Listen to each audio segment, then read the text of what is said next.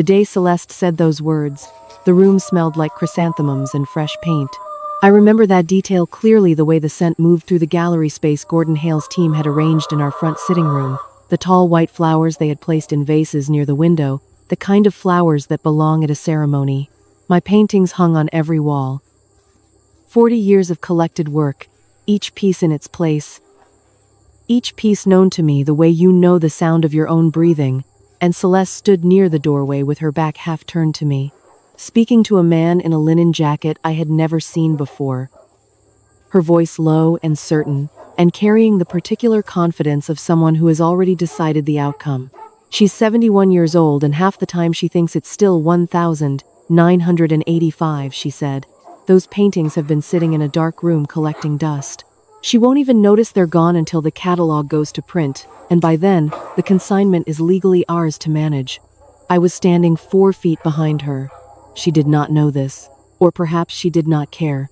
Either way, she continued speaking, adjusting one of her earrings with a practiced motion, her head tilting slightly toward the man in the linen jacket, who nodded slowly the way men nod when they are already agreeing before they have finished listening. I stood still. I did not move toward her. I did not raise my voice. I felt the slight weight of the brass magnifying glass in my cardigan pocket. I carry it always. A habit from 34 years of asking students to look more closely, and I pressed 2 fingers against it through the fabric, just to feel its familiar edges. Small and certain. Still there. And then I smiled. Not at Celeste. Not at the man. Simply, I smiled. The way you smile when something becomes clear that had previously only been a feeling without a name. It was a small smile, a private one. If anyone had been watching my face in that moment, they would not have understood what it meant. No one was watching. Celeste turned a few minutes later and found me near the bookshelf, examining the spine of an old catalog from a group exhibition in 1994. She composed her expression quickly. She has always been quick, and said the decorators were just taking measurements. Wasn't it exciting? Gordon thought the pieces deserved a wider audience. She had only been trying to help. I said that I appreciated her thoughtfulness. She studied me for a moment. Then she smiled back, satisfied, and went to speak with the man in the linen jacket again. I returned the catalog to its shelf. I ran my thumb along the row of spines beside it, 30 years of exhibition records, auction catalogs, gallery correspondence, every transaction documented, every purchase noted. People assume that a woman who taught art to teenagers for 34 years did not understand paperwork. They assume that a woman who burns incense at her husband's altar each morning and keeps her hands busy with a brass magnifying glass is someone who exists in sentiment rather than fact. This assumption has never once served the people who made it. I was not always this quiet. There was a time, long before Philip was born, before the house on this street was anything other than an empty lot, his father and I walked past on Sundays and spoke about in the tentative future tense, when I was a young woman who argued loudly and lost her temper and said everything she was thinking the moment she thought it. His father loved that about me. He also, gently, over many years, showed me something different. He was a man who repaired watches in the evenings, delicate work, the kind requiring a steadiness of hand and an absence of hurry. He used to say that you cannot rush the movement, you can only learn its rhythm and work with it. He has been gone for 19 years. His photograph is on the altar in the room at the end of the hall. Each morning I light a stick of incense and the smoke rises in a thin, unhurried line above the frame, above the small dish of tangerines I keep there, above the reading glasses I set beside his photograph because he always needed them and always forgot where he put them. Small things, the kind that take on weight over time. The paintings on these walls are not decorations. They are the accumulation of every Sunday afternoon we spent in gallery rooms and open-air markets over 4 decades, his hand at my elbow, my notebook in my bag, both of us quiet in front of something that stopped us. A landscape from a painter in the northern provinces who sold work from the back of a folding table. A still life, oil on board, that cost us 3 months of savings in 1991, and that his father had carried home on the bus wrapped in a shirt. A series of ink drawings that hung in David's studio before he passed, and that I brought home myself, piece by piece, across 3 trips. Celeste had stood in front of those ink drawings once, in the first year of her marriage to Philip, and said they were a little dark for a living room. Wasn't there something more cheerful they could hang instead? I had said nothing at the time. I was learning her rhythm. There is an old saying my mother used when I was a girl. Whenever she wanted me to understand that silence is not the same as surrender, she would press her hand flat against the surface of the water barrel in the courtyard and say, "Still water runs deepest." She did not explain it. She expected me to grow into its meaning, the way you grow into a coat that was bought a size too large. I have spent a long time growing into it. That evening, after Celeste and the man in the linen jacket had gone, after Philip had come home from the bank and eaten dinner and gone to bed without asking why there were chrysanthemums in the sitting room, I sat in the chair beside the window, where the last light came in from the west. The incense had long since burned down. The house was quiet.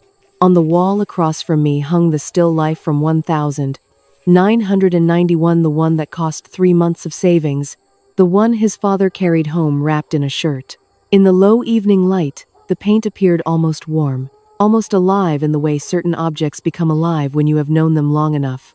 I put my hand in my pocket and felt the magnifying glass. Still water runs deepest. I had already begun to think about what came next. My husband Than chose this house because of the light. That is not a romantic exaggeration. He was a practical man in most respects, methodical, careful with money, the kind of person who read the fine print on every document he signed and filed things in labeled folders that the rest of us could never find when we needed them. But he had one quality that surprised people who knew him only from a distance, which was that he noticed light the way other people notice sound. The angle of it, the hour of it, the way it moved across a floor or a wall at different times of year. He said it was because he had grown up in a house with very small windows, and that as a boy he had decided that when he had a house of his own, it would have large ones. This house has large windows on 3 sides. We moved here in 1981. Philip was 4 years old, and the rooms were nearly empty for the first year because we could not afford to fill them. Than repaired watches in the evenings at a small table by the east window, and I sat across from him with my sketchbook, and between us there was a lamp, and the lamp made a warm circle on the table, and outside the window the street went about its business, and that was enough. It was more than enough. I did not know then how often I would return to that image in the years after he was gone, the lamp, the table, his bent head, the quiet industry of a man who loved what he did with his hands. I started collecting in 1983. The first piece cost very little. A small gouache on paper, a village road in the rain, painted by a young woman who spread her work on a cloth at the weekend market near the old post office. I stood in front of it for a long time.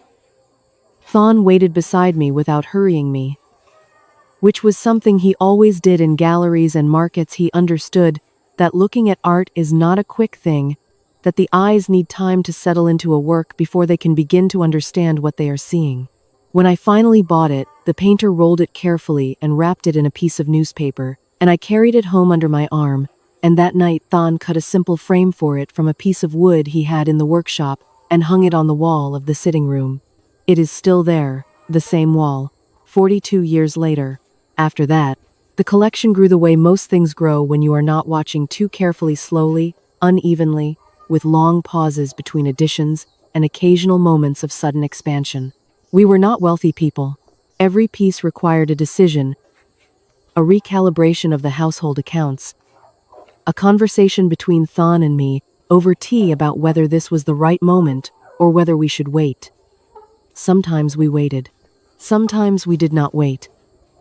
In 1991, we did not wait, and the oil painting from the northern studio came home wrapped in one of Than's shirts because we had not brought anything to carry it in, which was his fault, and he accepted this without argument and gave me a look of such cheerful guilt that I almost stopped being annoyed. I taught for 34 years. Secondary school, drawing and painting, the same classroom on the 3rd floor with the view of the courtyard below. I was not the most popular teacher. I did not try to be. I was the teacher who made students look at things until they understood what they were actually seeing rather than what they expected to see, the difference between the object and the idea of the object, between the mark on the paper and the intention behind it. Some of them found this frustrating. Some of them came back years later and told me it was the most useful thing they had been taught. I kept records of every piece I acquired. This was not because I expected to need them. It was simply habit, the same habit that made me keep attendance logs in triplicate and write comments on every assignment and save exhibition catalogs in the flat box under the studio table. A teacher learns to document. You do it not because anything will go wrong, but because clarity is its own form of respect. Each receipt went into a folder. Each folder was labeled by year. The folders were in the cabinet in the study, and the cabinet had a key, and the key was on the ring with the house key and the key to Thon's workshop, and that ring has been in my cardigan pocket or on the hook by the kitchen door for 30 years. When Thon died, 19 years ago now, the house changed in the way a house changes when the person who loved it most is no longer inside it. Not the rooms themselves. The rooms stayed exactly as they were, but the quality of the silence shifted. It became larger. I noticed for the first time how much of the sound in a house is created simply by another person moving through it, the sound of the workshop door, the sound of the watch repair tools on the table, the particular sound of a man with large windows and a methodical mind going about the business of his evening. I set up the altar in the room at the end of the hall within a week of the funeral. His photograph is the one from the year we went to the exhibition in the old municipal building. He is wearing a gray jacket, and he is squinting slightly because the photographer made him look toward the window and the light was stronger than expected. He looks like himself. That was the important thing. Some photographs do not look like the person. This one does. I light incense every morning. I change the tangerines every few days. I leave his reading glasses on the shelf beside the photograph because he lost them constantly when he was alive, and I see no reason to stop placing them somewhere he might find them. Philip thinks this is sentimental. He has never said so directly, but I have observed it in the small pause he makes when he passes the altar room, the way his eyes move slightly away from it, the careful neutrality he maintains when I mention his father in conversation. Philip is not a difficult man. He is, in fact, a gentle one. This was always both his strength and his most significant vulnerability, and I watched it over the years, with the mixed feelings of a mother who knows that a child has inherited your best quality and your most dangerous one simultaneously. He met Celeste at a professional function 6 years ago. She was composed, attractive, and very clear about what she wanted. I noticed this immediately. I said nothing at the time. I gave her the benefit of the doubt, the way you give any new thing the benefit of the doubt before you understand its full nature. But I noticed.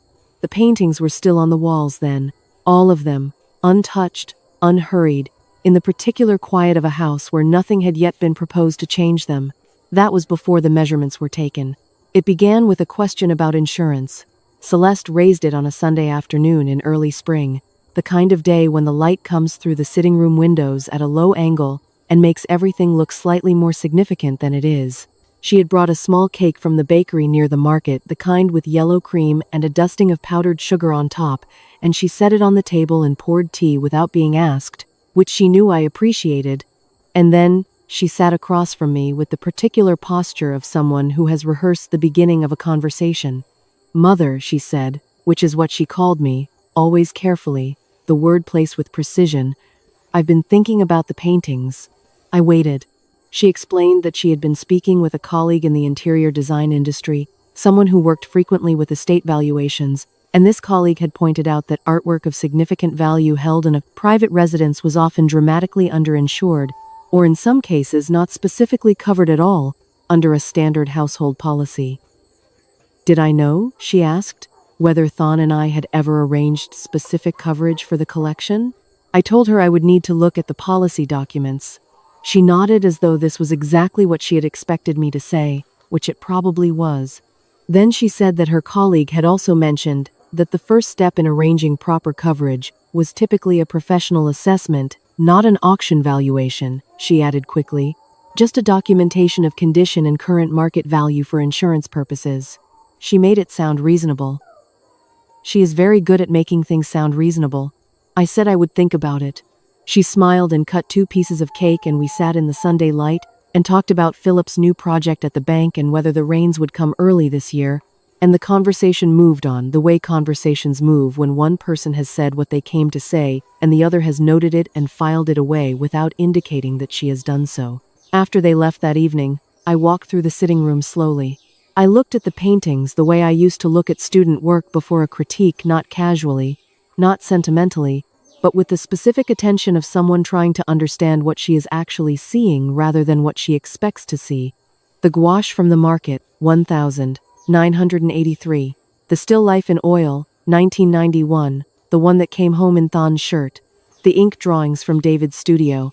The landscape in the northern style that had required 3 months of deliberation before we bought it in 1997, and that Than had said, on the day we hung it, was worth every day of the wait. I picked up my magnifying glass from the side table and crossed to the landscape. I tilted it in the low evening light until I could see the lower right corner clearly. There, in the painter's hand, a small signature and a date.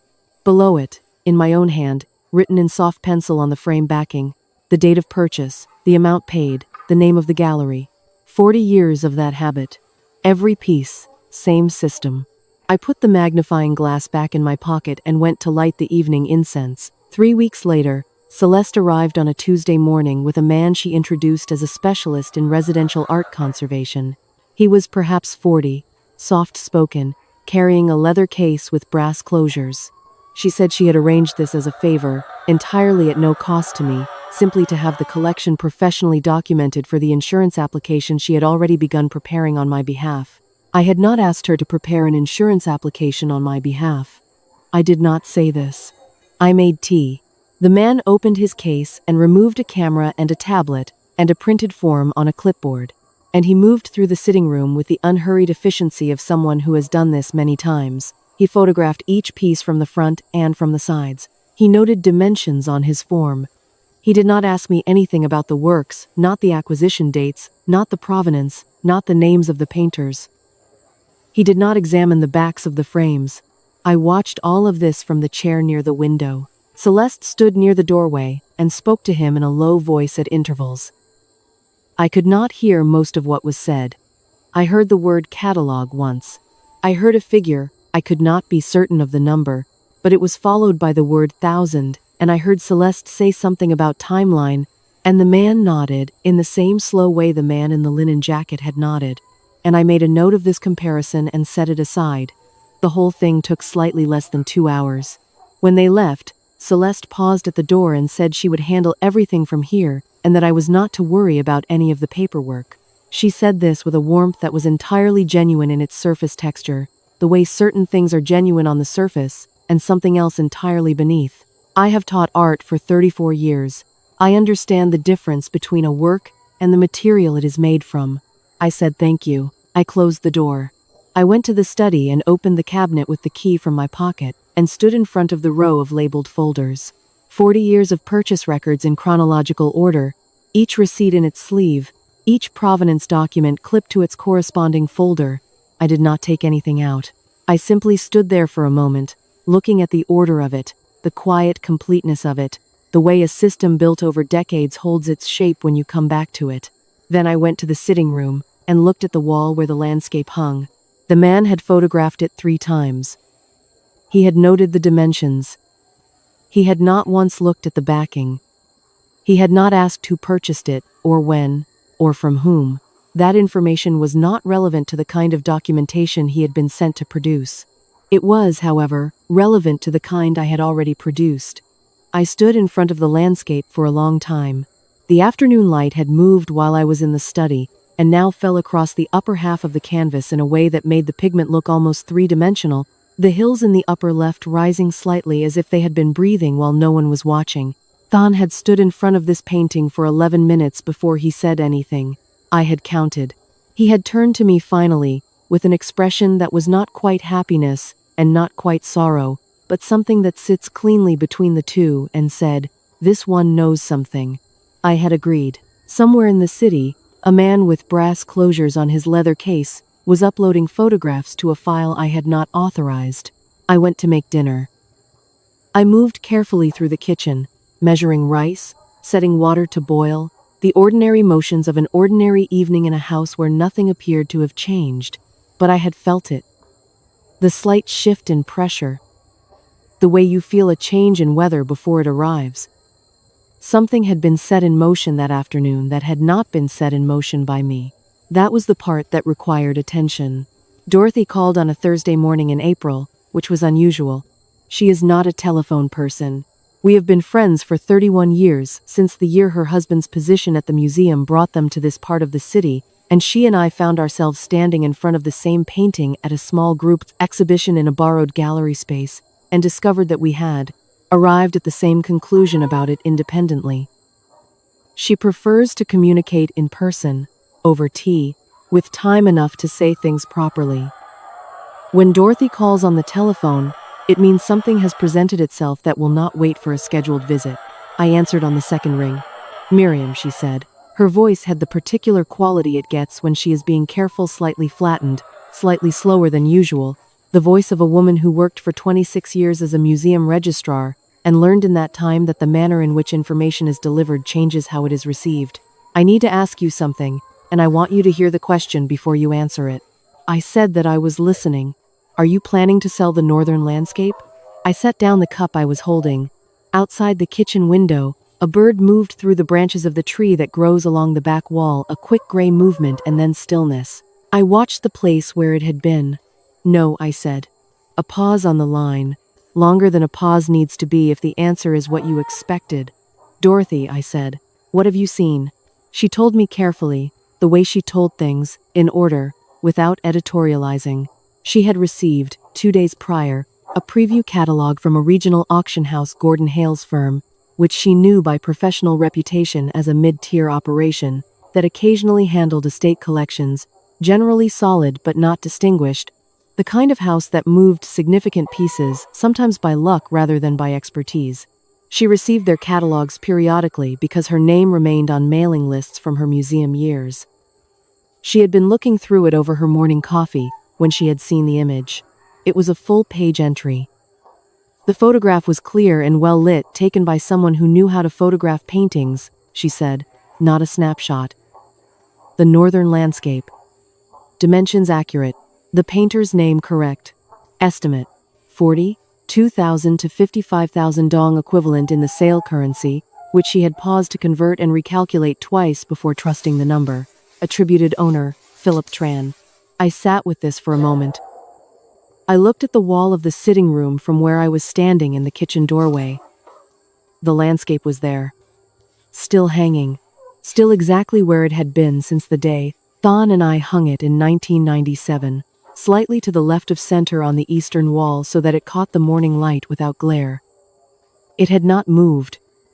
It was here, and simultaneously, its image was in a catalog bearing my son's name as owner. Which other pieces? I said. Another pause. 5 more, Dorothy said. I wrote them down. She read from her list slowly. The 1,991 oil, 2 of the ink drawings from David's studio, the gouache from 1,983. She described it as a village road in rain, which told me she had looked carefully, because that description is accurate and the image in the catalog was presumably small. A framed watercolor from a collective show in 2003 that I had acquired directly from the artist after the opening. 6 pieces in total. 6 of the 11 I considered the core of the collection. The sale date, I said. 6 weeks. I thanked Dorothy. She told me she would send the catalog pages by messenger that afternoon. She said, in the careful voice she had used since the beginning of the call, that she wanted me to know she had not spoken to anyone else about this. Then she said, Miriam, is there paperwork? I told her there was paperwork for every piece I had ever acquired. Every receipt, every provenance record, going back to 1,983. I heard something release in her breath. Good, she said. Then use it. We said goodbye. I put down the telephone and stood in the kitchen for what was probably 2 minutes, and may have been longer. The bird had gone from the back tree. The incense I had lit that morning was long since finished, and the room at the end of the hall was quiet and still. I turned toward it from the kitchen doorway, toward the thin line of shadow under the altar room door, toward the faint smell of sandalwood that persists in that room regardless of whether the incense is burning. Thon, I thought, they have put your landscape in a catalog. I did not feel the thing people might expect in that moment. Not panic. Not the particular breathless quality of sudden loss. What I felt was something more like the sensation of a mechanism engaging a quiet internal click. The sound a well-made lock makes when the right key enters it and the tumblers find their positions. I had built a system for 40 years without knowing I might need it. Now I needed it. I went to the study. The cabinet was where it always was. The key was where it always was. I unlocked it and stood in front of the row of labeled folders, and I pulled the 1997 folder first, because that was the landscape, because that was what Dorothy had seen first, because that was the piece I wanted to confirm before I confirmed any of the others. The receipt was there. Printed on the gallery's letterhead, dated, signed by the gallery director, and below the gallery's signature. My own. Miriam Tran. Amount paid, written in full.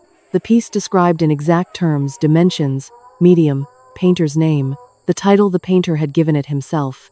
I turned the receipt over.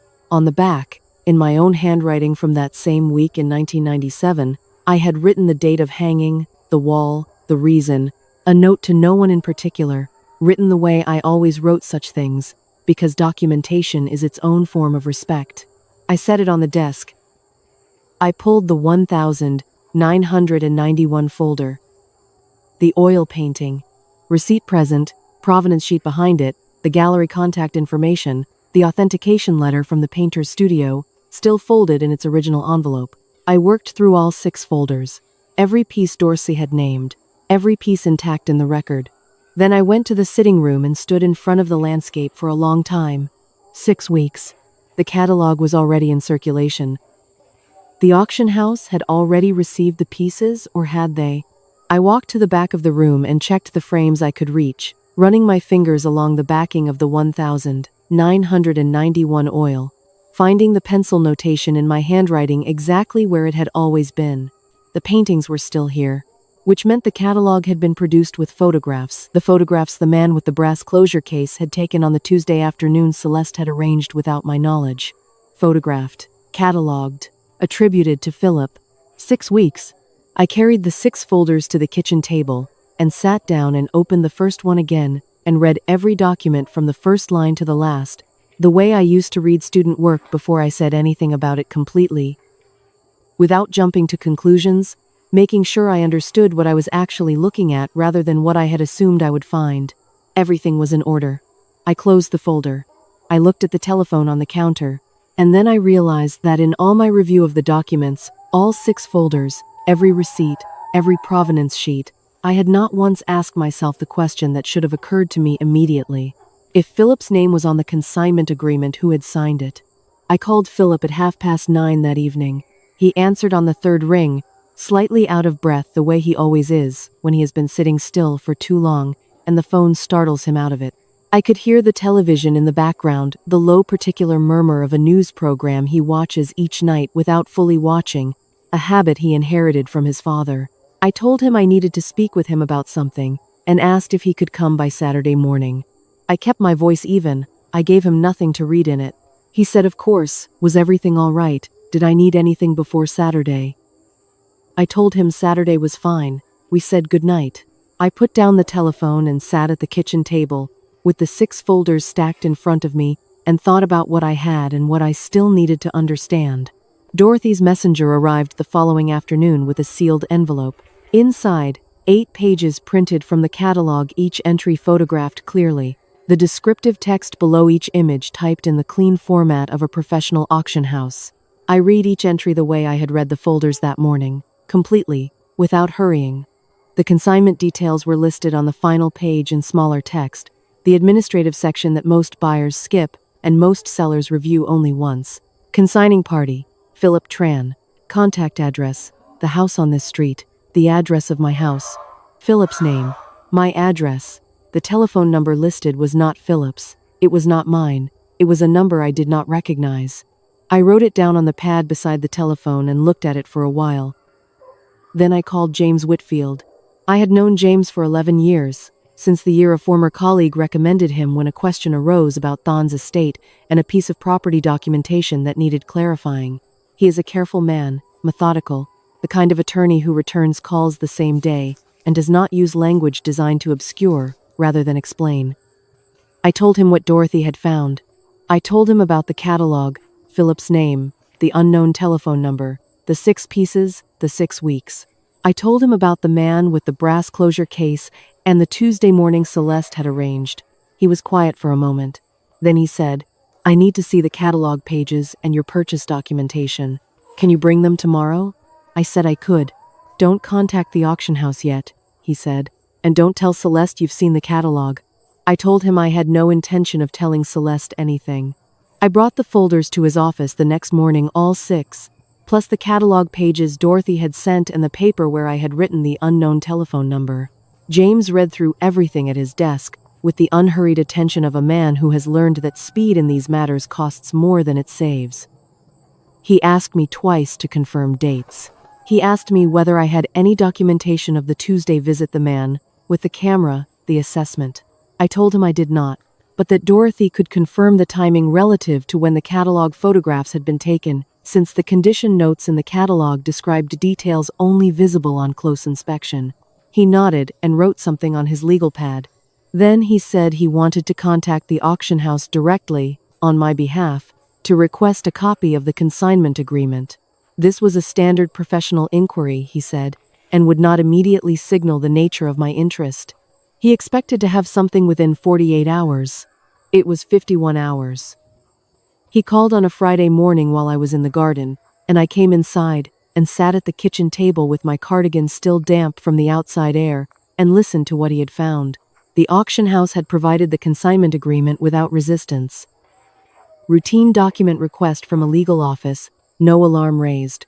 James had received it by email that morning and had spent an hour reviewing it before he called me. Philip Tran's name was on the agreement. His identification number was listed. His signature appeared on the signature line. James paused here.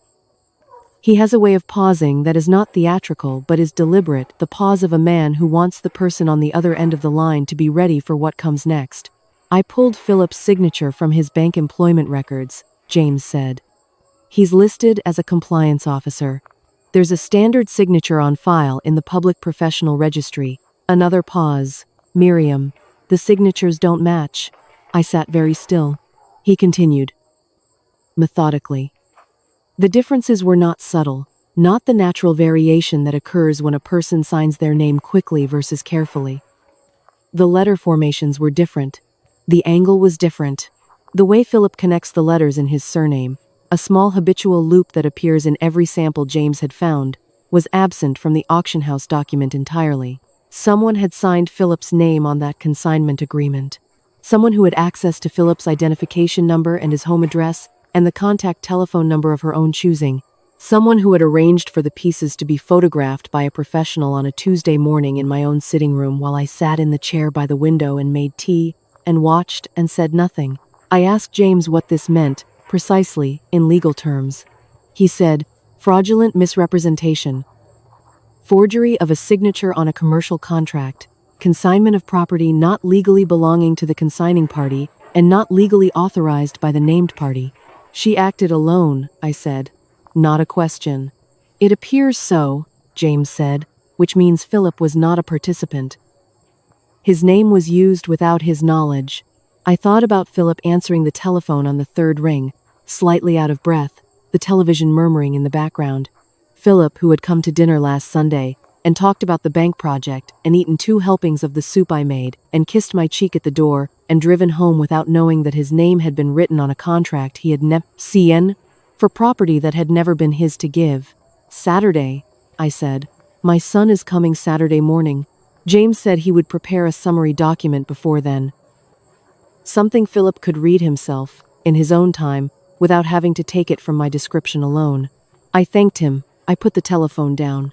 Outside, the light had changed while I was on the call, the morning clarity giving way to the particular flat brightness that comes before afternoon cloud. Through the sitting room doorway, I could see the edge of the northern landscape on the eastern wall. Still there. Still exactly where Thon and I had hung it.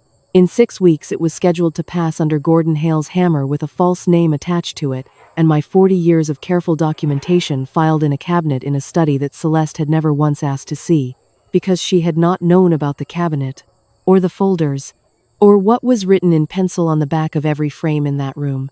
I sat at the table and looked at the telephone for a long time after the call ended, and then I thought about the man with the brass closure case, the way he had moved through the sitting room with his camera, photographing each piece from the front. Only from the front. He had never once turned a single painting around.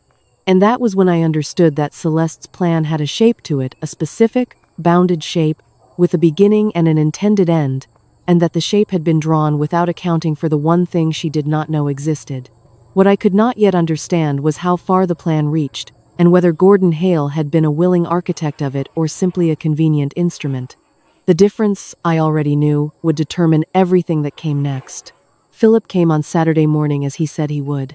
He arrived at 8:30, earlier than I expected, which told me something had kept him from sleeping well. He was wearing the gray jacket he wears when he is not sure what the occasion requires. Not formal, not casual, the jacket of a man trying to hold two possibilities open simultaneously.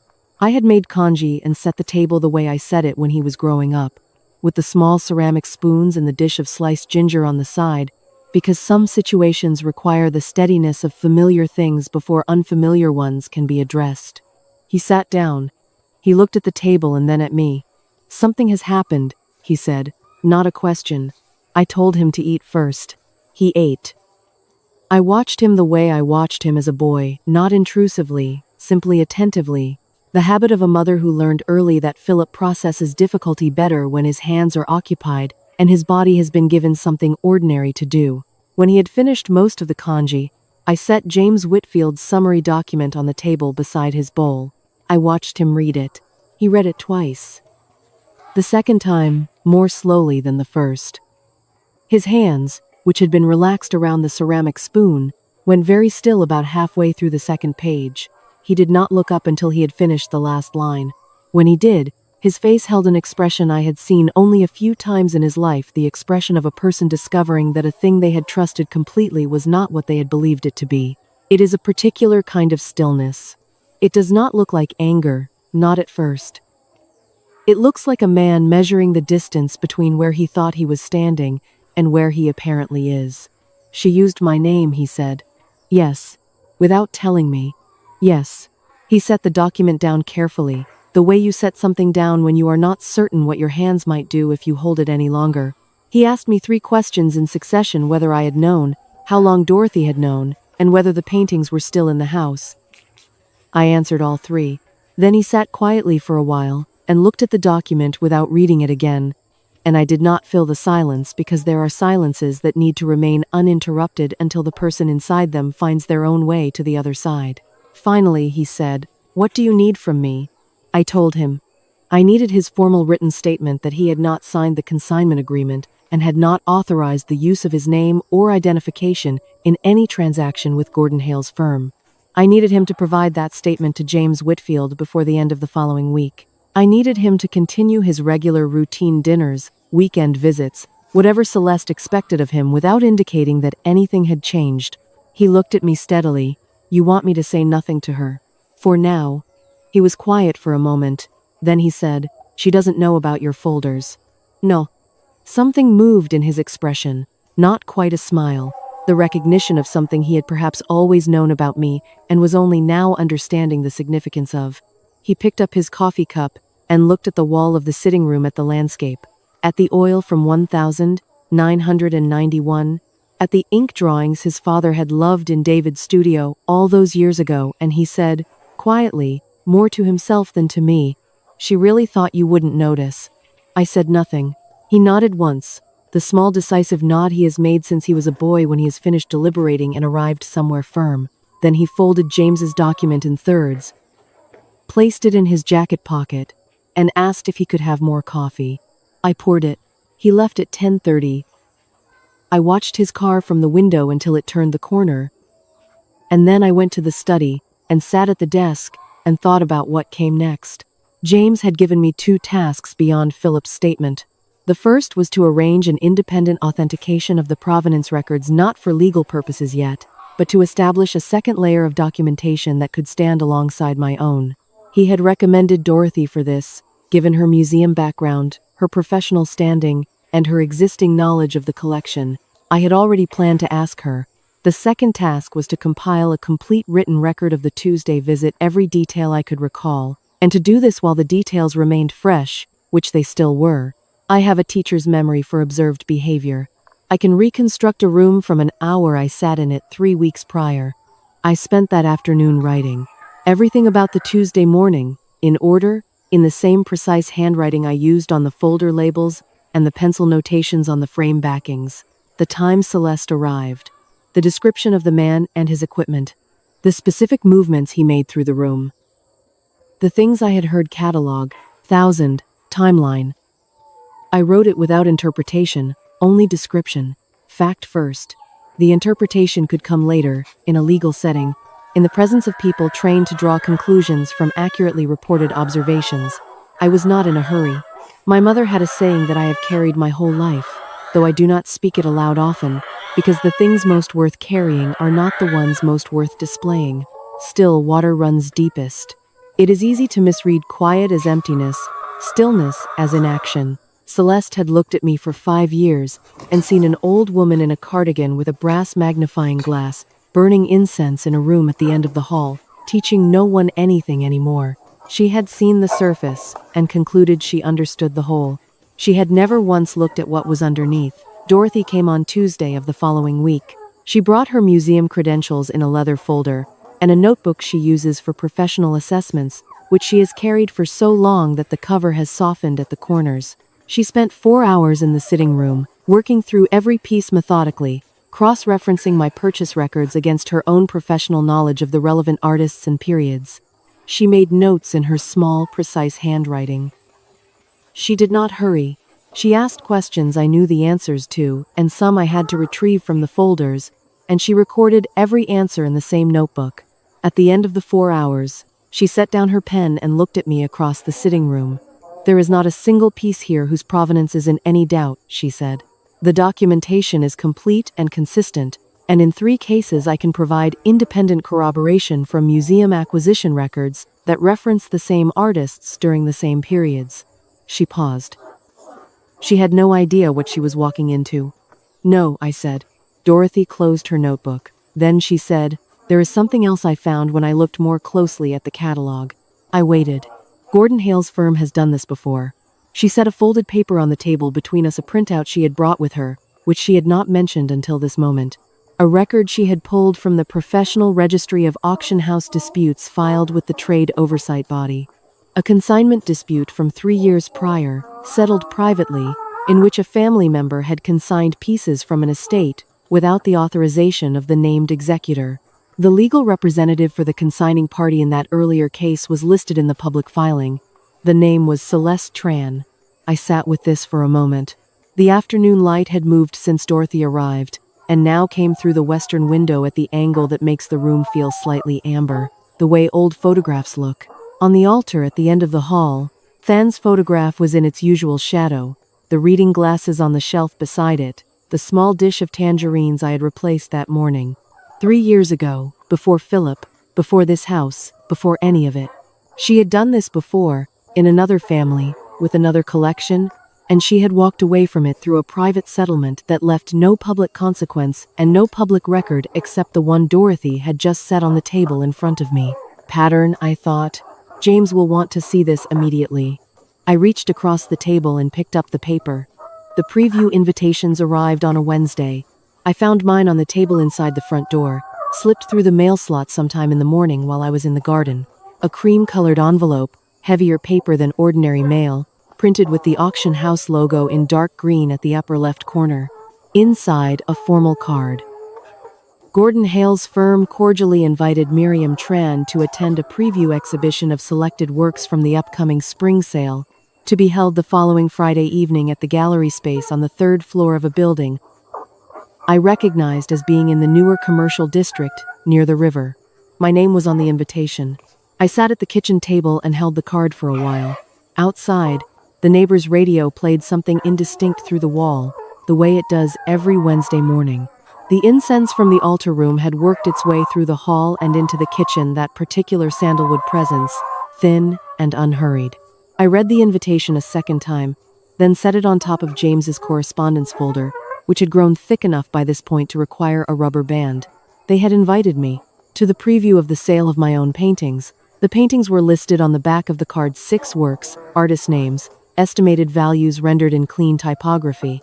My landscape, my oil, my ink drawings, my gouache from the market, 1,983, the first piece I had ever bought, now estimated at a figure that would have seemed impossible. On the afternoon I carried it home under my arm, wrapped in newspaper. I called James. He asked me to bring the invitation that afternoon. When I arrived at his office, he looked at the card with the expression he wears when something confirms what he already suspected. He said the preview invitation was interesting for one reason in particular. They invited you, he said, setting it down, which means someone believes you have no idea what the preview contains. Or, he added, they believe that even if I knew, I would not know what to do about it. I told him both conclusions were understandable from Celeste's position. He nodded. Then he told me he had spoken that morning with the Trade Oversight Office. Given Dorothy's documentation of the prior dispute, and the evidence already assembled regarding the forged signature, the oversight body had agreed to send an observer to the preview. Unofficial presence, James said, but present. He had also filed a formal notification with the auction house that the provenance of 6 listed works was under legal dispute filed that morning, which meant Gordon Hale had almost certainly received it by now and had not yet acted on it, or had chosen not to. He'll be hoping it resolves quietly before Friday, James said. Will it? James looked at me over the top of his reading glasses. No, he said. I drove home in the early afternoon and found Celeste's car in front of the house. She was inside. Philip was not with her. She was in the sitting room when I came through the door, standing in front of the northern landscape with her phone raised, taking a photograph of it. She heard me and turned, and the phone went to her side in a single fluid motion that was almost too quick. Almost. Mother, she said, with a warm and immediate smile. I was in the neighborhood. I thought I'd stop in and see how you were. I said I was well. I went to the kitchen and filled the kettle. She followed me. She stood in the kitchen doorway, and I had the sense of her calibrating something measuring the temperature of the room, the way a person does when they are not certain what the other person knows. She accepted the tea I offered. She sat down across from me at the table. She talked about Philip's project at the bank, the weather, a restaurant she and Philip had tried the previous weekend. I listened. I said the appropriate things at the appropriate intervals. I gave her nothing to read in my face, because there was nothing there I was willing to let her read. Then she said, I wanted to talk to you about the paintings. I set down my cup. She folded her hands on the table and looked at me with an expression arranged into something resembling care. She said that she had been thinking a great deal about the collection, about how much responsibility a collection of that value represented for a woman living alone, about the work involved in maintaining proper documentation, insurance, security. She said she hoped I understood that she had only ever been trying to reduce my burden, that the arrangement she had made was with my long-term comfort in mind, that the proceeds from the sale, she said, proceeds in the careful way of someone who has decided the sale is already concluded, would be more than enough to supplement my retirement funds and ensure my security for the blanks burcomin7.com. Remainder of my life. She said remainder of my life with the same warm tone she used for everything else. I looked at her hands, folded on the table that had been in this kitchen since before Philip was born. I looked at the small gold ring on her right hand that she always turns when she is concentrating. She was turning it now. I appreciate your concern, I said. She held my gaze for a moment, searching. Then she seemed to find what she was looking for, or what she needed to believe she had found. The slight release of a person who has completed a calculation and confirmed the result. She smiled again, warmer this time, the smile of a woman who believes the conversation has gone exactly as planned. She left 20 minutes later. I stood at the window and watched her car pull away from the curb and move down the street, and I noticed that she did not look back at the house. She never looked back at things she considered settled. That evening, the auction house updated the online listing. I had not known they had an online listing. James had found it and sent me the link by message, a brief note attached that said only, "See attached." I sat at the kitchen table with my reading glasses on and looked at the screen of the small tablet Philip had given me 2 years ago and which I use primarily for reading. The listing was there, exactly as in the print catalog, but with one addition. In the provenance section of each entry, a line had been added. Previous owner history. Verified by consigning party. Verified by consigning party. by Philip's name, by the signature that was not Philip's. And below that line, on the listing for the northern landscape specifically, a note that had not been in the print catalog, provenance documentation available upon request to qualified buyers. They were offering documentation, their own documentation, prepared from the photographs taken on a Tuesday morning in my sitting room without my authorization. They were going to present it as verification of clean ownership in front of buyers who had no reason to question it, and behind a signature that my son had never written, and with my address on the contact line, and with my name on an invitation to come and watch. I took off my reading glasses. I set them on the table. I looked at the wall of the sitting room, from where I sat at the empty evening light on the plaster, the shadows where the frames interrupted it. Tomorrow I would go to James with the tablet. I would show him the updated listing. I would give him everything he needed, and he would add it to what was already there. But tonight I sat with the weight of it. 6 pieces on a screen with a false name and a borrowed address and a closing bid opening in 6 days. Friday's preview. The Observer James had arranged. Dorothy's corroboration. Philip's statement, signed and delivered to James's office on Thursday of the previous week. Everything in position, everything ready. And still Celeste had sat in my kitchen 1 hour ago and looked at me across my own table, and spoken about the remainder of my life as though it were a line item she had already accounted for. She had looked directly at me, and seen nothing that concerned her. That was the part that settled into the room after she left and stayed there, cool and clarifying, long after the sound of her car had faded from the street. She was not afraid of me at all. James called on Thursday morning at 7:52. I know the time because I was at the altar room when the phone rang, just finishing the incense, the stick still between my fingers with the ember at the tip tracing its thin line upward. I set it in the holder and went to the telephone. James does not call before 8, unless what he has found cannot wait until 8. His voice was measured in the way it gets when he is delivering something that requires the other person to remain steady.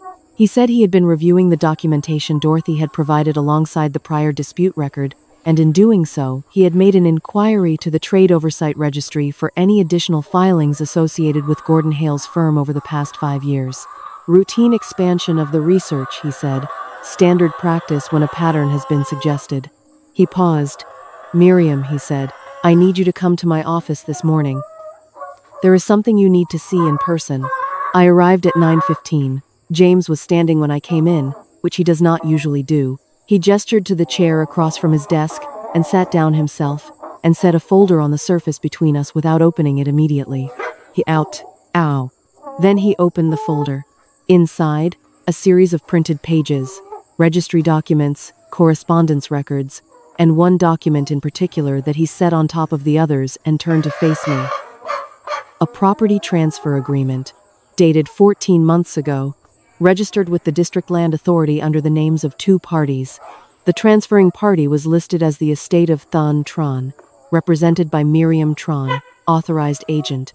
The receiving party was a holding company I had never heard of. A company name I did not recognize. Registered at an address near the river in the newer commercial district. I looked at the signature on the authorization line. It was supposed to be mine. I have signed my name the same way for 50 years. The shape of the M, the way the T crosses with a slight leftward pull, the tail of the final N that Thon used to say looked like a bird landing. I know my own signature the way I know the feeling of the brass magnifying glass in my pocket. I know it without having to think about whether it is mine. It is mine the way breathing is mine. The signature on that document was not mine. I sat looking at it for a long time. The office was quiet except for the sound of traffic on the street below, and the faint mechanical hum of the building's ventilation. Somewhere on the desk to my left, a clock made a sound I had not noticed before. Small and regular, counting something. James spoke carefully. The holding company, he said, had been registered 7 months before the transfer. Its listed directors included one individual whose name appeared in the earlier dispute filing. Dorothy had found a legal associate connected to Celeste through that prior case 3 years ago. The company had been created for this purpose, or for purposes like it. The transfer had moved a parcel of land, a small property in the outer district that had been in Thon's estate, unbuilt, held since before Philip was born, from the estate into the company's name quietly, through a forged authorization, 14 months ago. The land had already been unsold. James had traced it. It had moved again 4 months after the initial transfer, from the holding company to a private buyer, at a price 30% above market value at the time of transfer. The difference between what the estate had notionally received in the initial transfer, a figure James showed me on the next page, a nominal amount, so small, it was almost an insult, and what the holding company had received from the private buyer 14 months later was significant. The paintings were not the beginning. I understood this sitting in James's office at 9:15 on a Thursday morning with Than's forged estate documents on the desk in front of me. The paintings were not the first thing she had taken. They were the second, or perhaps the third. The land had gone before any of us knew there was anything to watch. Before Philip had been told to watch. Before Dorothy had seen the catalog. Before I had understood that the Tuesday morning visit was something other than what it was presented as. The land had gone while I lit incense, and changed the tangerines, and left Thon's reading glasses on the shelf and believed, without having any reason not to believe, that his estate was exactly where it had always been. She had reached into Thon's estate, into the documents that bore his name, into the careful, labeled order of a life he had spent 40 years building with both hands, and she had put her name, her company, her associate, her signature and my name inside it. She had done it quietly, in a registry office, on a day I had not known to notice, while I sat in the house and believed the house still held what it had always held. I thought about Thon. Not the photograph on the altar, not the image. I thought about the man. The way he sat at the work table in the evenings with the small tools in his careful hands. The way he held a watch movement up to the lamp and turned it slowly, looking for the thing that had stopped working, because he believed that if you looked carefully enough, you would always find it. The way he had said, standing in front of the northern landscape in 1997 with his hands in his jacket pockets and the gallery quiet around us, this one knows something. He had spent his whole life building things with the understanding that they would outlast him. The house, the collection, the land, purchased in the outer district when Philip was small because Thon believed that space held its value in ways that money alone could not. He had built it for Philip, for continuity, for the simple, patient belief that what you make carefully enough will remain. She had taken it apart in a registry office on an ordinary afternoon. I sat in James's office, and I did not cry. I want to say that clearly. I did not cry because what I felt in that moment was not the kind of thing that resolves into tears. It was larger than that, and colder and more specific. It was the feeling of standing in a room and finding that a wall you had always believed was solid has been hollow the entire time. Not grief, exactly. Something beneath grief. The foundation of it. James waited. He is a patient man. After a while I said, "How long have you had this?" "Since yesterday afternoon," he said. "I wanted to be certain before I called you." I nodded. He set 2 more pages. Hui shou. He set 2 more pages on top of the property documents. The director filings for the holding company.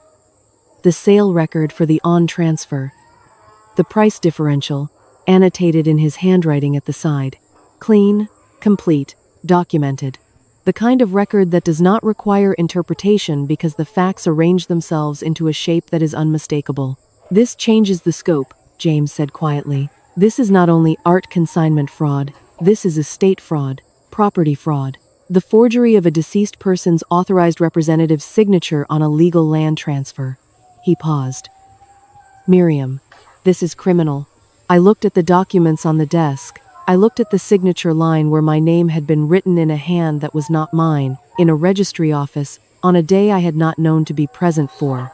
"Then we make certain," I said, "that every document in that cabinet at home is in this office by tomorrow morning."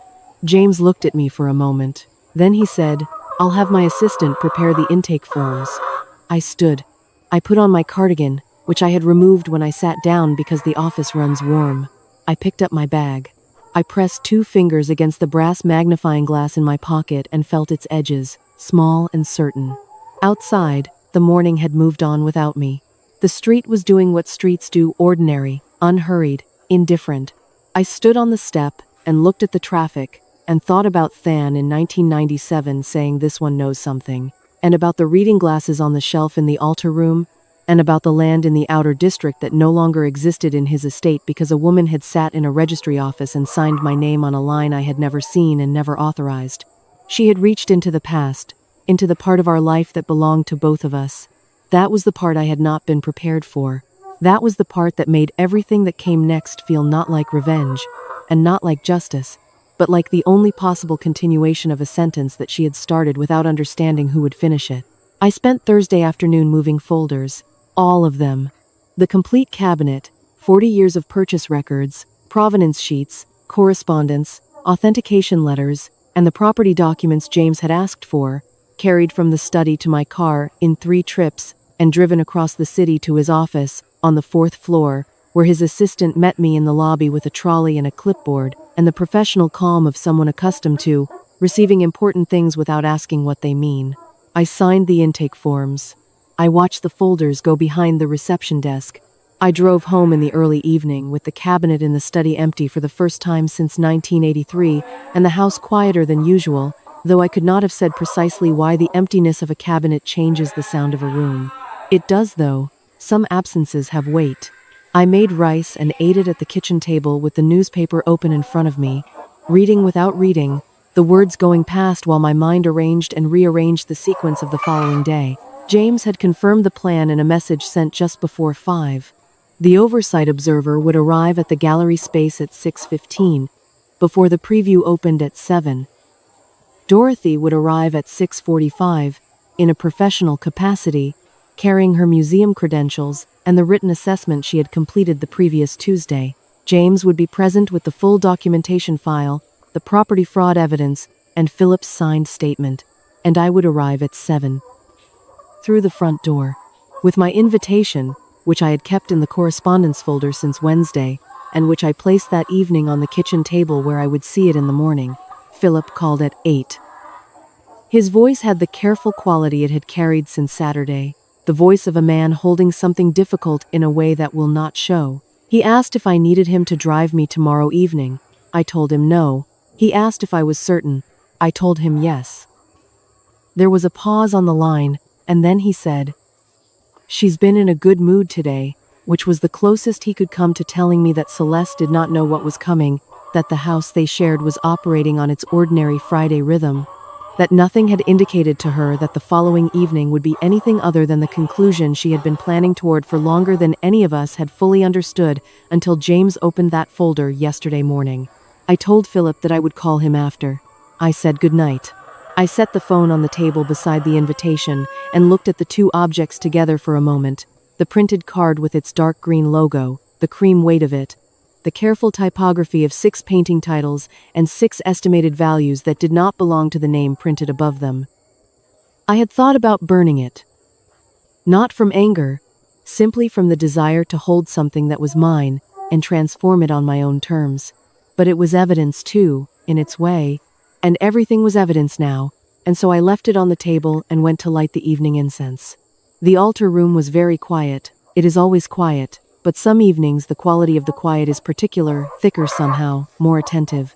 I lit the stick and watched the smoke begin its rise above Thon's photograph, the same thin, unhurried line it makes every evening, indifferent to weather or hour, or what is happening in the rooms on either side of the hall. I stood in front of the altar for longer than usual, not praying, exactly, I am not certain what to call it. The standing in the presence of, perhaps, the acknowledgement of everything that remains after a person is gone. I thought about the land in the outer district. The land Then had chosen because he believed in space, in the patience of held things, in the simple act of setting something aside for a future you could not yet see. I thought about the registry office, the ordinary afternoon, the signature in my name on a line I had never stood before. I thought about the fact that he had built that piece of his estate carefully over 30 years, and that she had removed it in an afternoon, and that he had not been here to see it, and that I had not known to look. I had not been angry in James's office. I want to say this again because it matters. What I had felt was not anger. Anger is a response to surprise. I had moved past surprise sometime in the weeks between Dorothy's phone call and Thursday morning, and what remained was something more clarified than anger, more precise. The emotion of a person who has finished measuring the full dimensions of a situation and understands exactly what it requires. It required Friday evening. I went to bed at 10 and slept without difficulty, which surprised me later when I thought about it. I have never been a person who lies awake before important things. Than used to say this was my most unusual quality, that I could put down the weight of tomorrow and simply rest. He could not do this himself. He would sit at the workbench on the evenings before anything significant, handling small objects, turning watch movements in the lamplight. His version of the same preparation. We worked differently. We arrived at the same place. I woke at 5:30, which is my habit, made tea, sat at the kitchen table in the early light. Outside, the street was doing what streets do before the city fully wakes: a bicycle, a distant motor, a dog somewhere concluding an argument with something that had not answered. The invitation was where I had left it. I set my teacup beside it and looked at both of them in the flat morning light. I thought about the first Sunday Than and I had visited a gallery together. We were young enough that we did not think of ourselves as collectors, because collectors were other people, older people, people with money we did not have. We were simply two people standing in front of something that stopped us. He had taken my hand at some point during that visit, not deliberately, simply the gesture of a person who reaches for something familiar when something beautiful is in front of them, and I had not registered it at the time because it was already as natural as breathing. I remembered it now with the specific clarity that certain small memories acquire over decades, not the painting we had been looking at. I could not have said what it was, but the weight of his hand and the room and the particular light and the feeling of standing in front of something that mattered. She had put a price on that. On 40 years of those Sunday afternoons. On the weight of his hand and the rooms we had moved through together and the pieces we had carried home and the pencil notations I had written on the backs of frames, because documentation is its own form of respect. She had put a price on it and written my name on the transfer document and called it estate management. I finished my tea. I washed the cup and set it in the rack. I went to the study with the empty cabinet, the absent folders, the keys still on my ring because the cabinet itself remained, only the contents had moved to a safer place, and I sat at the desk for a while in the particular calm of a room that has been cleared of everything except the work that remains to be done. James would present the provenance documentation to the oversight observer. Dorothy would provide professional corroboration. Philip's statement would establish the forgery of the consignment signature. The property fraud records would expand the scope beyond anything Celeste or Gordon Hale had prepared to answer for. And I would walk through the door at 7 with my invitation in hand, into a room where my paintings hung on walls under a false name, and I would stand in front of them, the way I had stood in front of things my whole life. Completely, without hurrying. I set the invitation in my bag beside the brass magnifying glass. Tomorrow evening, the room would look exactly as Celeste intended. And then it would look like something else entirely. The question was not whether it would happen. The question was only what her face would do when she finally understood that the still water she had looked at all this time had not been still at all. I arrived at 7 o'clock exactly. The building was the newer kind, glass and pale stone. The lobby lit with the particular brightness that makes everything look more significant than the street outside. A young woman at the entrance desk checked my name against a list and handed me a printed program, the same 6 works, the same typography, the estimates rendered cleanly in a column on the right side of the page. She smiled and gestured toward the elevator. 3rd floor. The preview was already in progress. I had dressed carefully. The dark blue dye I wear for occasions that require a particular kind of presence, not ceremony, exactly, but the clarity of appearing as exactly who you are. My hair in its usual arrangement. The brass magnifying glass in the left pocket of the silk panel at my side, where my hand could find it without looking. I carried my bag with the documentation James had returned to me that afternoon, organized in a single slim folder that I had prepared myself from the copies his office had made. The elevator opened onto a reception area with low lighting and a table of drinks that no one appeared to be using. Through the open double doors beyond it, the gallery space. I stepped inside. The room was perhaps 40 feet across.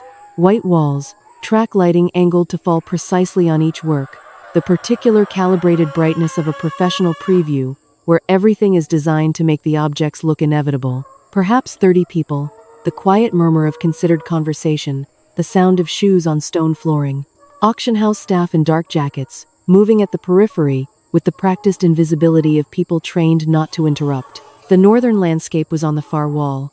I saw it immediately. The placement was central, the lighting exact. the small identification card below it printed with the title and estimate in the same clean font as the program. I had not seen it hung by anyone other than Than and me. Someone else had positioned it on this wall, in this light, under a card bearing a price and a false provenance, and it looked, from across the room, exactly as it always looked, itself, entirely itself. A landscape that knows something, hung on a wall that did not deserve it. I did not go to it yet. I found James first. He was near the entrance to the secondary room, speaking quietly with a woman I recognized from his description as the oversight observer, perhaps 50. Dark jacket, the careful posture of someone present in a professional capacity she has not announced. Dorothy was beside him, her museum credentials folder tucked under one arm, her expression composed in the way it gets when she is in a professional setting and has already made her assessment and is waiting for the appropriate moment to deliver it.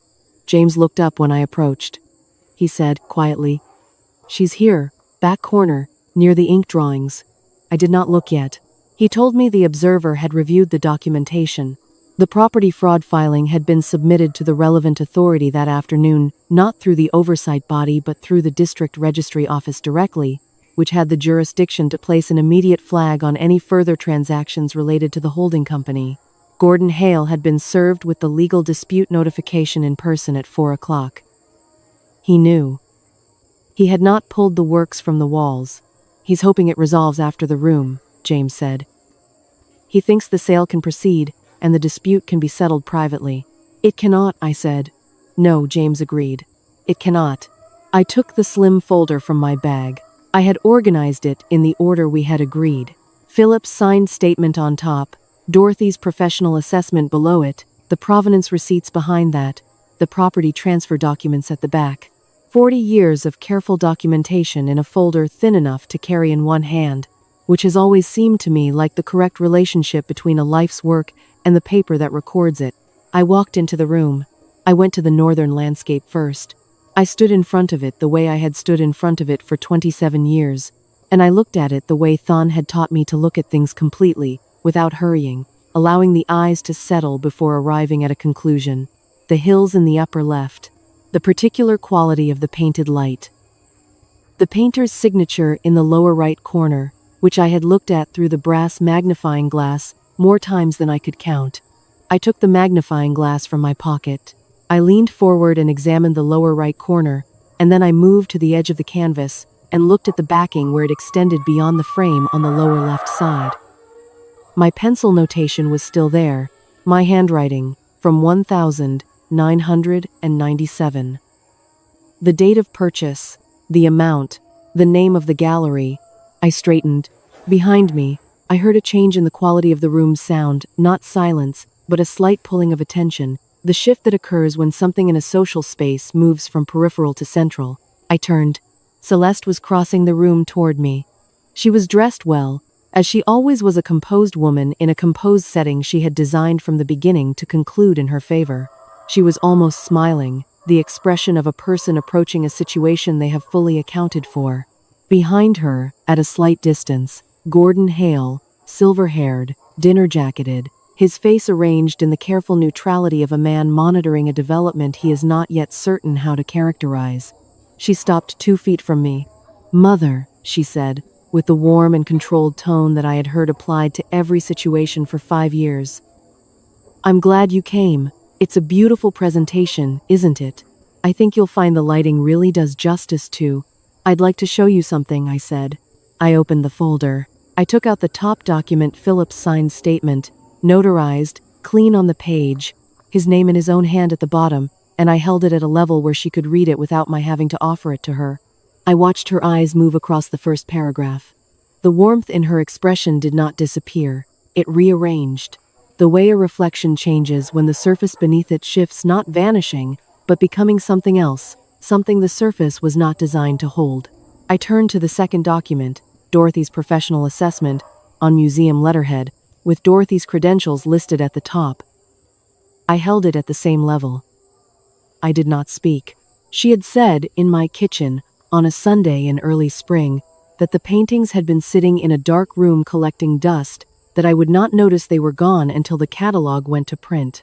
She had said he just sits in that garage with his watches about someone else's father, and I had heard in it the same assumption that had governed every decision she had made in this house for 5 years, that a woman who burns incense and carries a magnifying glass and teaches people to look at things carefully is a woman who is not, herself, looking at anything.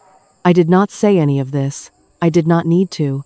I set the provenance folder open on the small display ledge below the northern landscape, where the identification card was, and I placed the receipts beside the auction house's own card, my name on each receipt, the gallery signatures, 40 years of purchase records arranged in sequence beside the single false card that bore Philip's name and a price I had never agreed to.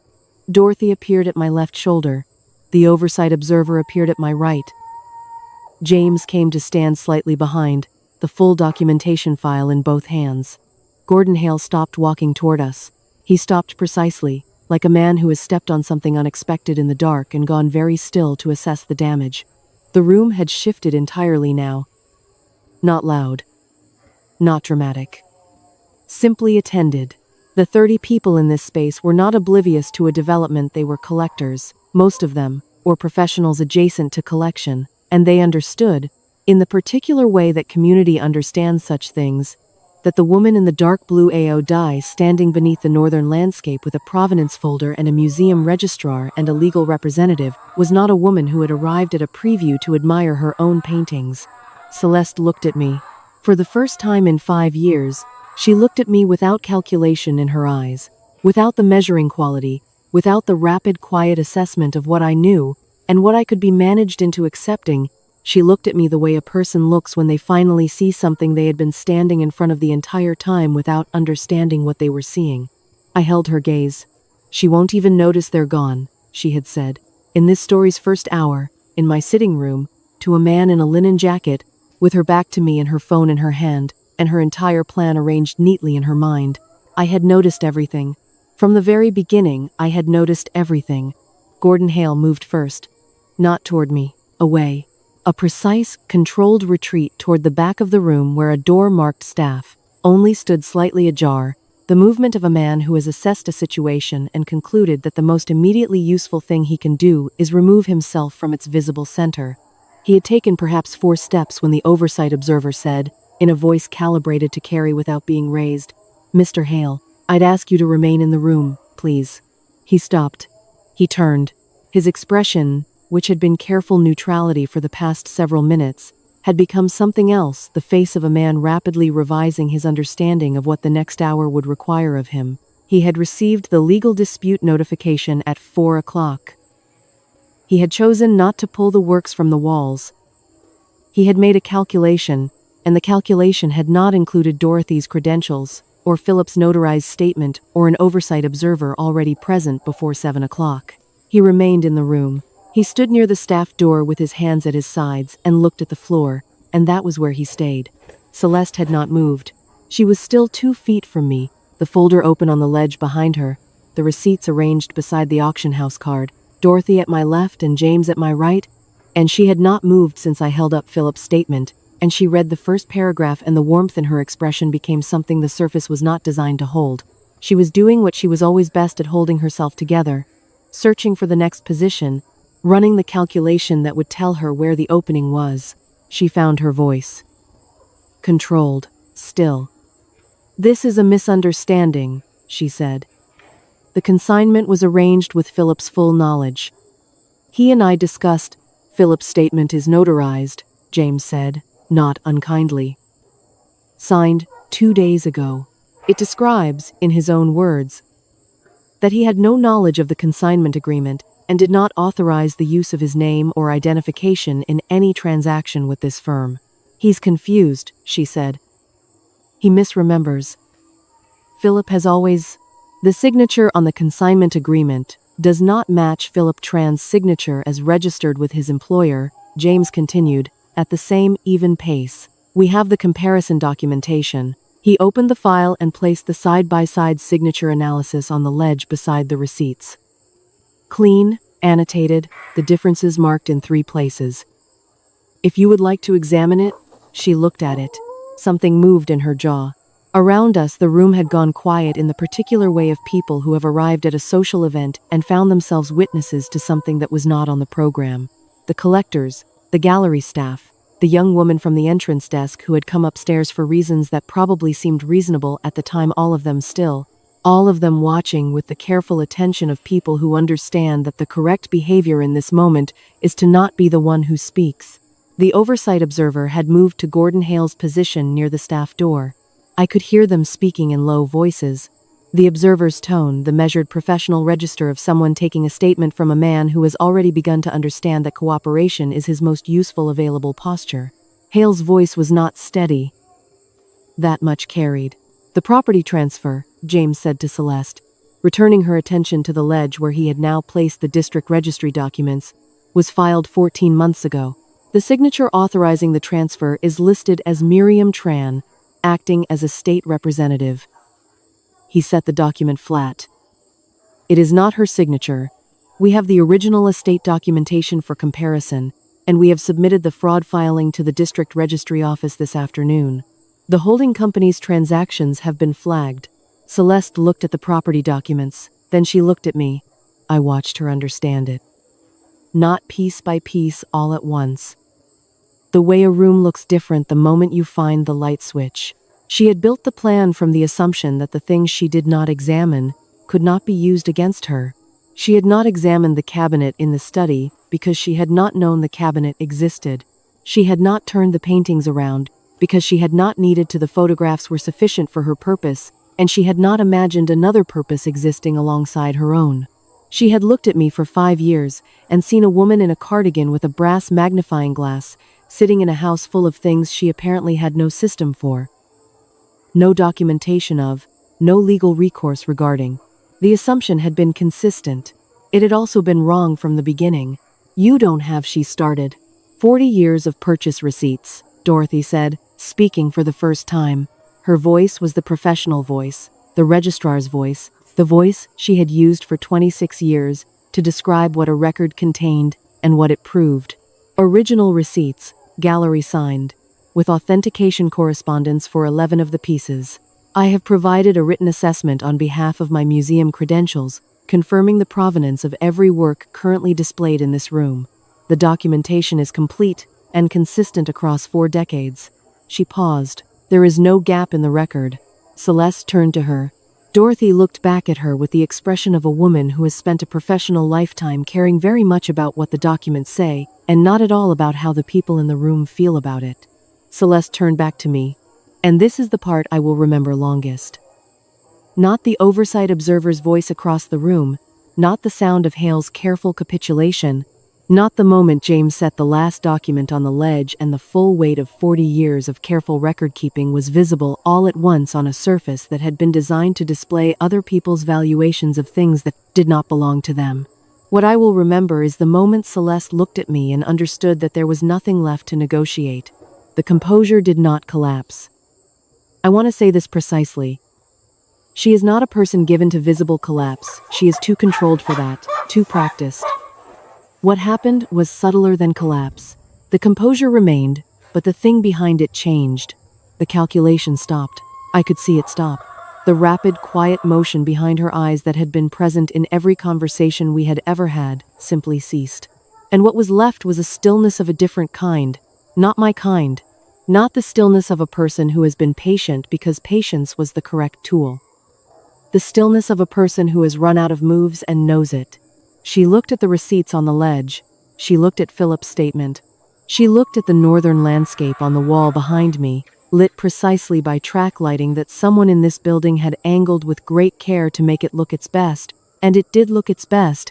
It always looked its best, because it was a painting that knew something, and that quality does not change depending on who has hung it or what card has been placed below it or whose name has been written where it does not belong. She said nothing. Across the room, Gordon Hale said something to the oversight observer in a voice that had lost whatever was left of its professional confidence, and the observer wrote something in the notebook she had been carrying since 6:15, and one of the auction house staff in the dark jackets appeared from somewhere with an expression suggesting he had received instructions. He did not entirely understand, and was trying to determine the least consequential way to carry them out. The preview ended at 8:30. Not concluded. Ended. The works were not sold. The bidding paddles that had been stacked near the entrance remained stacked. James spoke with the observer for 20 minutes while Dorothy and I sat in the two chairs near the window that looked out onto the street below. The city doing what the city does in the evening, indifferent and ongoing, and the room behind us gradually becoming an ordinary space again, as the track lighting was adjusted, and the program cards were gathered, and the thing that had been arranged in this room for this evening was carefully, professionally, undone. Philip arrived at 8:45.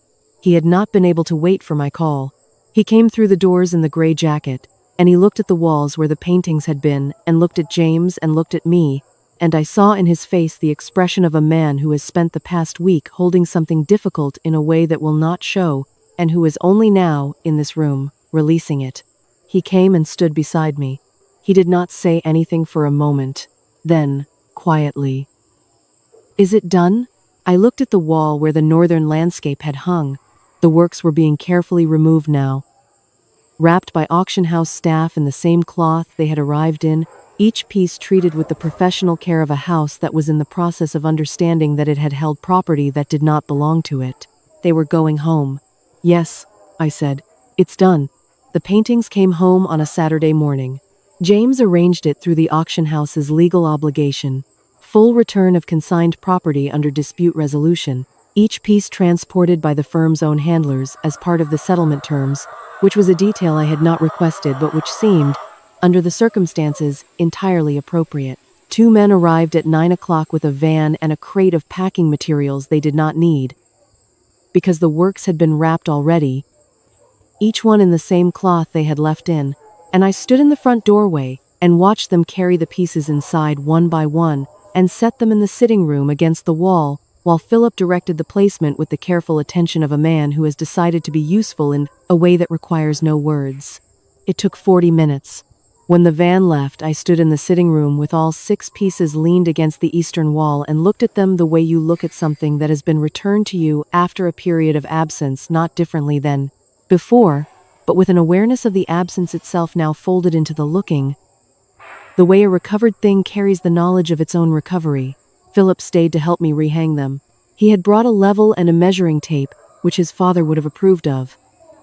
Thon was not a man who hung things by eye if a measuring tape was available. Philip has inherited this quality and several others, though he does not always know which ones. And I do not always tell him because there is a particular pleasure in watching a person be their father without realizing it. We worked through the morning methodically, the two of us, moving from the gouache from 1983 to the ink drawings to the oil from 1991 to the watercolor from 2003, each piece returned to the position it had occupied before the Tuesday morning in early spring, when a man with a brass closure case had photographed them from the front and never once turned them around. The northern landscape went up last. Philip held it at the wall while I stepped back to the center of the room and looked at the placement, the way I had stepped back in 1997 when Than held it and I directed him left, then slightly left again. Then there, that is where it belongs. The morning light had moved by this time to the angle that makes the painted hills in the upper left appear almost dimensional. I told Philip to raise the right side by 1/2 an inch. He did. I looked again. "There," I said. "That is where it belongs." He hung it and stepped back beside me, and we stood looking at it together, the two of us in the quiet sitting room with the light coming through the large windows his father had chosen this house for, and neither of us spoke for a while. Then Philip said, "I want to tell you something." I waited. "I should have seen it earlier," he said. He did not look at me when he said it. He kept his eyes on the landscape, and his voice had the particular quality of a man who has been carrying an accounting he knows is overdue and has finally decided to settle it. I saw things, over the years, things that were not right, and I told myself it was nothing, that I was being unfair to her, that you were fine. He stopped. "You were fine, but I should not have needed you to handle it alone." I looked at my son, at the gray in his hair that had not been there when Thon died, at the lines beside his eyes that were his father's lines in the same positions, at the way he stood with his weight slightly forward, the way Thon had stood when he was thinking about something he wanted to get right. "You came when it mattered," I said.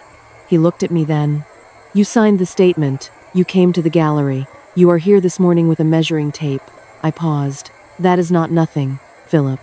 He was quiet for a moment. Then he said, I'm filing for divorce. I said nothing. I had expected it, in the way you expect things that have become inevitable, not with surprise, only with the quiet acknowledgement of a process arriving at its natural conclusion. I asked if he had spoken to James. He said he had called James on Wednesday. James had referred him to a colleague.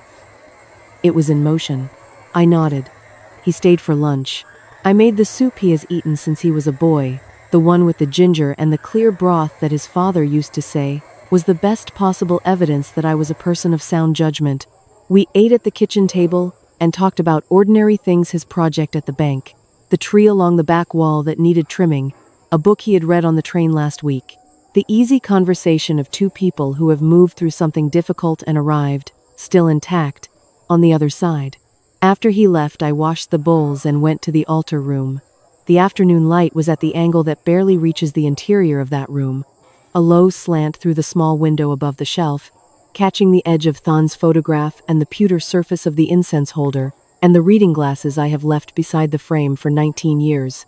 I lit the incense. The smoke rose in its thin, unhurried line. I stood and watched it for a while, the way I stand and watch it every day, with the particular quality of attention that this room requires, not urgent, not performing, just present. I thought about the land in the outer district.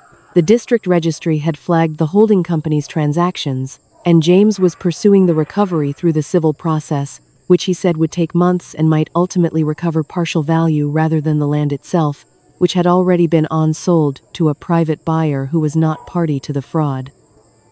I had understood this before he finished the sentence.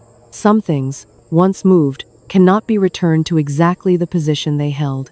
What can be done is to establish clearly that they were moved wrongly, and to let the record say so, and to carry the knowledge forward in the way knowledge must be carried, not as a wound, but as information.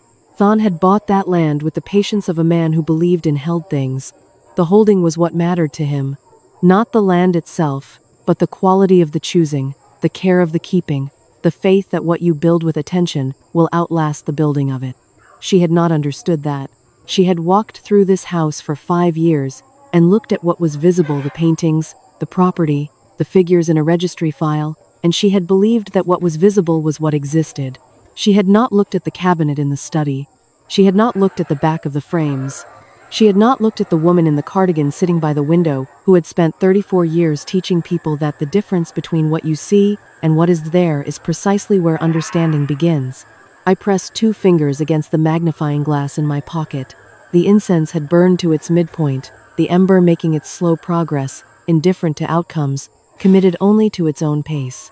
On the shelf, Thon's reading glasses caught the edge of the slanted light and held it, briefly, before the angle shifted, and they were in shadow again. I thought about the gouache from 1983, the village road in rain, bought from a young woman at a weekend market for a figure so small I had not hesitated, which was not how it usually worked, but which was sometimes how the right things arrived simply, without the weight of deliberation, as though they had always known where they were going. It was on the wall in the sitting room now. As it had always been. As it would continue to be. Philip would be all right.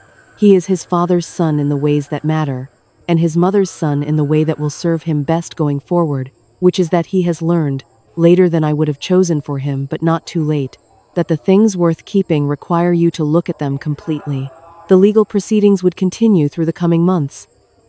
James was thorough and unhurried.